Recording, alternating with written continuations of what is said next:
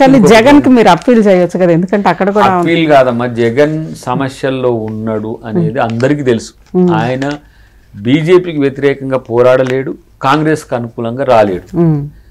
ఈ మీమాంసలోనే తన రాజకీయ జీవితం ఎట్లుంటుందో మా రాజన్న కొడుకే గాని, అదే అంటే వైఎస్ రాజశేఖర రెడ్డి కొడుకు ఈ రోజు దక్షిణ రాజ్యాంగ ప్రమాదంలో పడితే కనీసం మాట్లాడలేకపోతే. నేను ఒకసారి ఇది చెప్పినా కూడా ఏదో అఫ్ కోర్స్ సాక్షిల్ని కావచ్చు, ఇప్పుడు పిల్ల కాంగ్రెస్ తల్లి కాంగ్రెస్ లెక్క అది కూడా వైసీపీనే. అవును, పొలిటికల్ స్టాండ్ క్లియర్గా ఉండకపోతే, ఎటో వైపు ఉండకపోతే సమస్య వస్తుంది.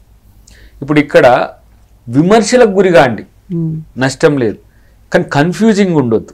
కన్ఫ్యూజింగ్లో ఎక్కువ కాంట్రా ఉంటుంది. నిన్ను ఓడగొట్టిన పార్టీ అని అన్నారు మీరే, ఈవీఎంలకు వల్ల నష్టపోయినాం మేమని అన్నారు మొదట్లో. నేనేం వాదన పెట్టినా మీరు తీయండి, 2019లో నా వాదనలన్నీ మీరు ఒక 1 month యూట్యూబ్ వినండి, సేమ్ డూ ఉంటది వైసీపీ. అంతకంటే ముందు టీడీపీ కూడా అదే ఉంటది, అడ్జస్ట్ అయిపోయిండ్రు. కానీ బీజేపీ అంటే బాబు జగన్ పవన్ అంటుంటే, ఇప్పుడు జగన్ కూడా వచ్చింది. ఎందుకు ఇలా బాబు జగన్ పవన్, ఇది బీజేపీలో బీజేపీ ఉంది, పవన్ ఉండు బాబు ఉన్నాడు, కానీ మళ్ళీ జగన్ ఎట్లుంటాడు?